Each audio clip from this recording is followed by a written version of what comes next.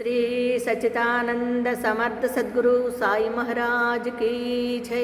సాయి బిడ్డలందరికీ కూడా సాయినాథన్ ఆశీర్వాదాలతో మనము గురు చరిత్ర 4వ అధ్యాయంలో ఉన్నామండి.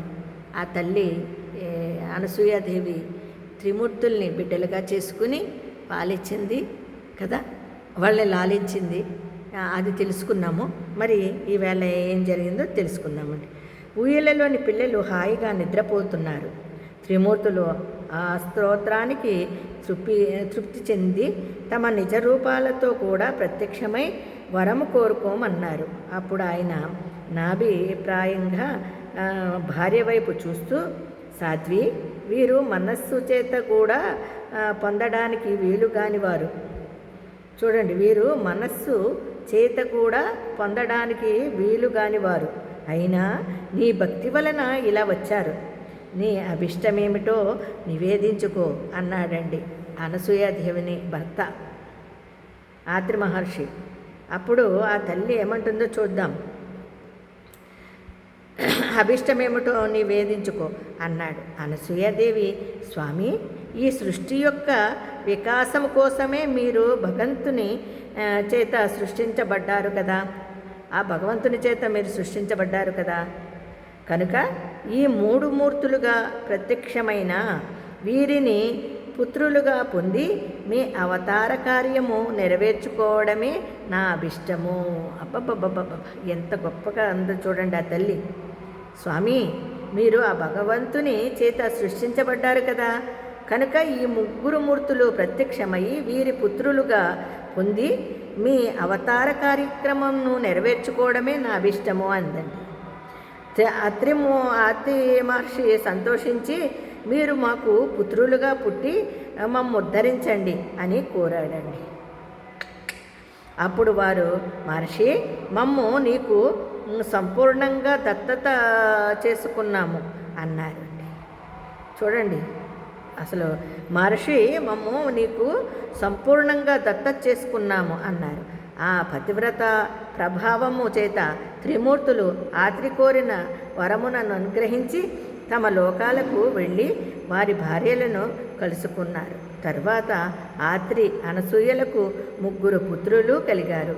సద్గురువైన ఆత్రి మహర్షికి సమర్పణ చేసుకుని సేవించిన ఫలితంగా తనకు వ్రతభంగము చేసి శపించడానికి వచ్చిన త్రిమూర్తులను బిడ్డలుగా పొందింది అనసూయాదేవి. అవును కదండి, ఎంత అద్భుతం చూడండి. ఆమెని ఆ ప్రాతివిధ్యాన్ని చెడగొట్టాలనుకుని వచ్చిన ఆ త్రిమూర్తులకి ఆ తల్లి పసిబిడ్డలుగా చేసుకుని పాలిచ్చి లాలిచ్చి, చూడండి, ఆ భర్తని మీరు ఆ భగవంతుని ఆశీర్వాదాలతోనే కదా మీరు ఇంతవరకు సాధించుకున్నారు. మరి వాళ్ళనే కోరుకోండి అని అడిగితే వాళ్ళు కూడా చూడండి, మీ అవతార కార్యక్రమం నెరవేర్చుకోవడమే నా అభిష్టము అన్నది. ఆత్రి మహర్షి సంతోషించి, మీరు మాకు పుత్రులుగా జన్మించాలి అని అడిగారండి ఆ త్రిమూర్తుల్ని. అప్పుడు వాళ్ళకి పుత్రులుగా జన్మిస్తారు. జన్మించి ఆ 3 పుత్రులుగా కలిగారు. సద్గురువైన ఆత్రి మహర్షికి ఆత్మసమర్పణ చేసుకుని సేవించిన ఫలితంగా తనకు వ్రతభంగము చేసి శపించడానికి వచ్చిన త్రిమూర్తులను బిడ్డలుగా పొందింది ఆ అనసూయ తల్లి. అంతే కదండి. చూడండి, వాళ్ళు ఆమెని భంగపరచాలని వస్తే ఆ తల్లి మళ్ళీ వాళ్ళని గర్భంలో మోసి ఆ 3 కన్నదండి, త్రిమూర్తుల్ని, అనసూయాదేవి. ఆ తర్వాత ఆత్రి మహర్షి బాలవిష్ణుమూర్తికి దత్తుడని, దర్శన మాత్రము చేత అందరి హృదయాలకు ఆహ్లాదాన్నిచ్చే బ్రహ్మదేవునికి చంద్రుడని, ప్రణయకర్త అయిన రుద్రుడికి దుర్వాసుడని నామకరణం చేశాడండి వాళ్ళ 3కిని. ఆత్రి మహర్షి బాలవిష్ణుమూర్తికి దత్తుడని, దర్శనమాత్రం చేత అందరికీ హృదయాలకు ఆహ్లాదాన్నిచ్చే బ్రహ్మదేవునికి చంద్రుడని, ప్రణయకర్త అయిన రుద్రుడికి దుర్వాసుడని నామకరణం చేశాడండి. చూడండి, ఇక్కడ దత్తుడని ఒక ఆయనకి,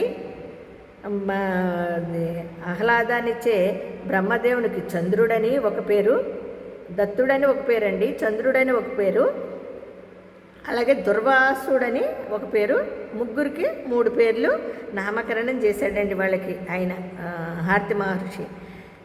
ఈ ముగ్గురు ఆత్రి యొక్క సంతానము గనుక వీరిని ఆత్రేయులని, దత్తుణ్ణి దత్తాత్రేయుడని వ్యవహరిస్తారు. ఈయనే సాక్షాత్తు పరమేశ్వరుడు. శృతులకు కూడా అందని సచ్చిదానంద స్వరూపుడు. మానవులకు అభిష్టాలు నెరవేర్చి యోగము జ్ఞానము ప్రసాదించేవాడు. స్మరించిన తక్షణములోనే అనుగ్రహిస్తూ సర్వత్రా సంచరిస్తుంటాడు. దుర్వాసుడు మిక్కిలి కోపం స్వభావము గలవాడైనా ఆయన కోపం కూడా లోకా కళ్యాణమే చేకూర్చింది. చంద్రుడు సర్వజీవులను పోషిస్తుంటాడు.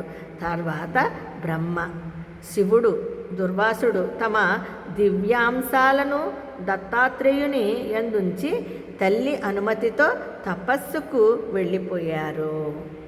చూసారా, వాళ్ళ ముగ్గురికి ఆ పేర్లు పెట్టిన తర్వాత మరి చంద్రుడు చూడండి సర్వజీవులను పోషిస్తూ ఉంటాడు. ఎటొచ్చి దుర్వాసుడు శివుడు, ఆయనకి కోపం ఎక్కువైన దత్తాత్రేయుని యందుంచి తల్లి అనుమతితో తపస్సుకు వెళ్ళిపోయారండి. అదండి అసలు ఎంత అద్భుతంగా ఉంది కదా. అప్పుడు నామధారక అలనాటి దుర్వాస శాపము వల్లనే పరమాత్మ అయిన శ్రీ దత్తుడు శాశ్వతంగా భూమి మీద సంచరిస్తూ భక్తులను అనుగ్రహిస్తూ ఉంటాడు. అసలు ఆయన అవతరించినదే అందుకు. స్థూల దృష్టికి అలా కనిపించిన నిజానికి ఇతర అవతారాలు తమ కార్యము తీరగానే శరీరాలు త్యాగం చేసి వైకుంఠానికి వెళ్ళిపోయినట్లుగా భగవంతుడు ఈ దత్తావతారములో చేయడు. శ్రీరాముడు రావణాది రాక్షస సంహారము కోసము, శ్రీకృష్ణుడు దుర్యోధనాది దుష్టులను సంహరించి భూభారము తగ్గించడానికి అవతరించారు.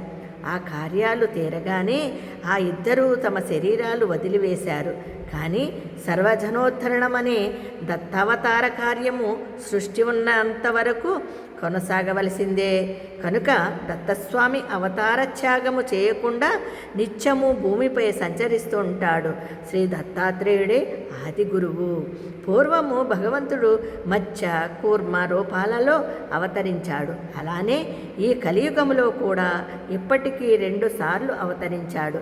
కలియుగములో అజ్ఞానులకు గోచారము కాకపోయినా ఆ 2వ అవతారాలు ఇప్పటికీ కూడా భక్తుల అభిష్టాలు నెరవేరుస్తున్నారు. ఇతర యుగాలలో కర్మచేత తప్పక సిద్ధించని పుణ్యము ఈ కలియుగములో పరిమిత కాలములో సత్సంకల్పము చేతనే సిద్ధిస్తుంది.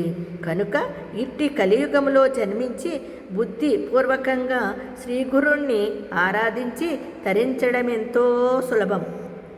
అట్టి అవకాశం పూర్వపుణ్యం చేత నీకు లభించింది. కనుక నేను చెప్పే గురుకథలు శ్రద్ధతో అన్నారు సిద్ధయోగి. నామధారకుడు దత్తావతరణము గురించి విని ఆనందించి, ఆహా, అలనాటి అనసూయాదేవి పాతివ్రత్యము వలన మానవాళికి గురు పరంపర, అందువలన మా వంటి అజ్ఞులకు మీ వంటి గురువు యొక్క కృప లభించాయి అన్నాడు. చూసారా ఎంత అద్భుతంగా ఉందో కదండి. ఈ 4వ అధ్యాయంలోని అసలు అనసూయాదేవి గురించి చెప్పుకున్నాం కదా. మరి 4వ అధ్యాయం సంపూర్ణం. శ్రీ దత్తాయ గురువే నమః. శ్రీ శ్రీపాద శ్రీవల్లభాయ నమః. శ్రీ నృసింహ సరస్వతియే నమః. 4వ అధ్యాయం సంపూర్ణమండి. రేపొద్దున 5వ అధ్యాయంలోకి వెళ్దామండి.